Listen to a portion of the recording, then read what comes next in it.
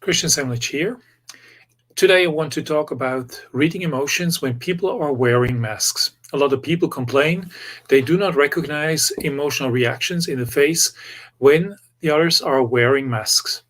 And I want to give you some indications of what is going on under the mask and what you can see, and also what you cannot see. So, just to make it a bit clearer, I'm going to wear a mask and take off my glasses because my glasses will become foggy when I speak and have wear the mask. So, I hope you can understand me.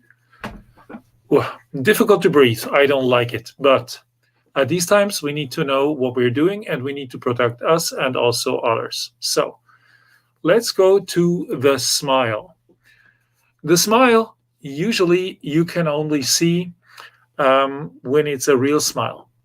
There are a lot of people who are not smiling the right way. So it's strange here. So, okay.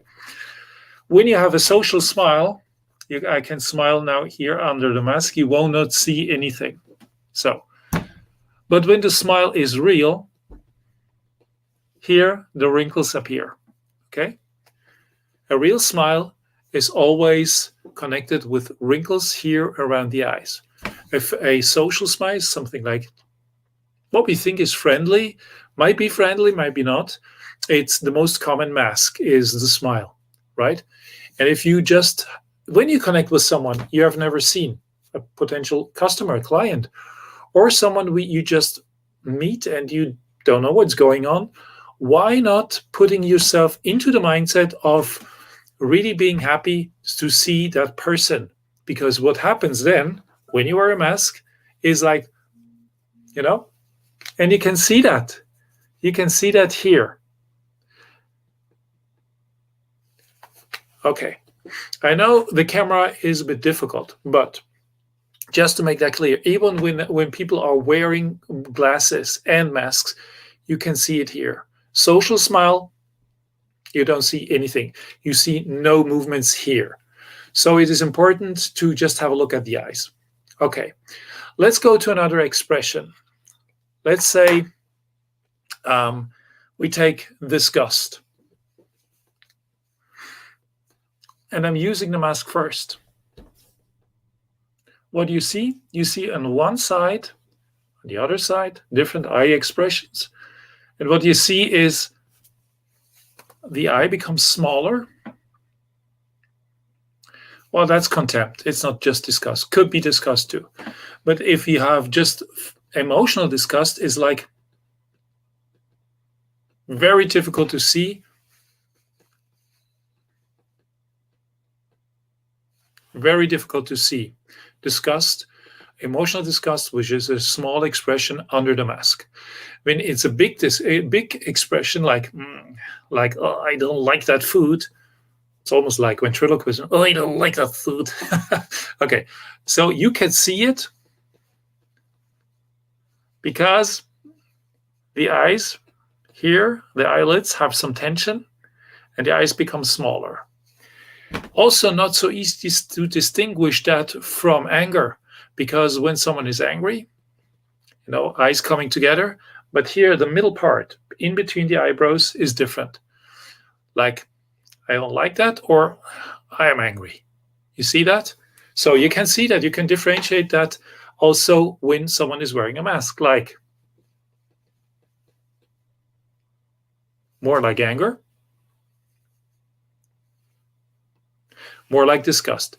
The eyebrows are different. Sometimes people are more using their eyebrows. My baseline is, in my baseline, what I usually show, my eyebrows are working a lot of times. These are constantly working here. So when someone is wearing a mask, you see here in these lines here, if someone is angry, eyes are getting closer. Usually also the face is coming more forward, while in disgust you go more, it's like, oh, I don't like that. They go back. You also need to be able to see what is going on in the body. Do they lean in? Do they lean out? If they lean out, it's never anger, because anger is going into aggression and then going into a fight. So they usually lean in. Everything which has to do with disgust, emotional disgust, or real disgust, they'll lean back usually, which helps you to identify what kind of emotion it is. Smile, social smile, real smile. Okay? I know that's very fast here, but you must see something, and that's important. You judge people within a tenth of a second. Within, let's say, 2/10 of a second, you see the emotions, you perceive them if you're trained. So your subconscious mind has a lot of patterns in the back that it's trying to find out, okay, are you evil? Are you friendly? Are you a potential danger? Or whatever is going on. So you all the time you are going to find out what is going on in the other person's face. Sorry, maybe has different faces depending on the emotional state, right? If he's happy, has a different face. If he's angry, different face, different personality type. Yeah, that's something else. We think we were one person, we're not. You have dozens of personality types depending on the situation. When you're angry at a person or when you're angry with your child, that's the difference. When you are, let's say, angry in a business meeting, it's not that typical, not that clear, because then it's just like for a short moment, it's gone. In a business meeting, when there is this kind of anger expression, it will be gone within splits of a second, but you lost the client when you don't see that. And this is why it's so important to really know what you're talking about. The time you are going to focus on your presentation or your, facts or fact sheets, and during that time, you are not connected with the person. And you see up there, connect, very important part, connect. You need to stay connected, even during the communication. Otherwise, you're not able to convert the person from prospect to client, or from an unknown to a known, to potentially even a friend, a joint venture partner. So these three parts that we have here, they are always working at the same time. It's like they're in a circle. You stay connected. If you are not connected anymore with the person you are speaking to, you lose the communication. Whatever you say is gone. Or if the connection breaks because you are doing something that the other person finds disgusting, whatever you say, you will not have a chance to regain the client or the person back to your emotional state that you have just had or established before. Because anger and disgust are killers in every kind of sales process. And you should have that in mind. Things like what the eyebrows are doing, I'm presenting that now, is like, oh, they're surprised, mostly with the eyes open. Or if they are not so really clear about what you're talking, they're doing things like this or like this with both. Problem is, I can do it with two eyes. So I'm a brother of Mr. Spock, so, I can work on two eyes, But shows most of the time skepticism. And if a person is skeptic, you didn't really fulfill his wish. You didn't really communicate the way he was looking for. You did not fulfill his wish, whatever it was, something is missing. If you see that when both eyebrows go up, I need to try to do that.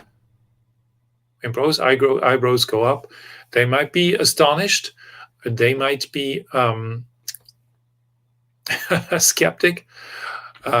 Sometimes people cannot use one eyebrow, but unconsciously it often happens. When you see one eyebrow going up, okay, there's some skepticism there.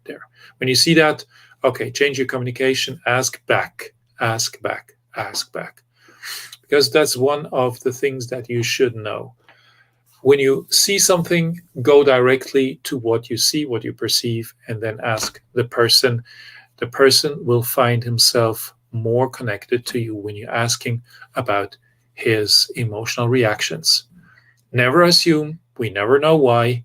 You never have the same map than the other person, so ask back. And then you might be able not only to save the deal, but to close the deal, to convert the person. So thank you for tuning in and listening. Have a great day, and I hope you just share it. Thank you. Bye.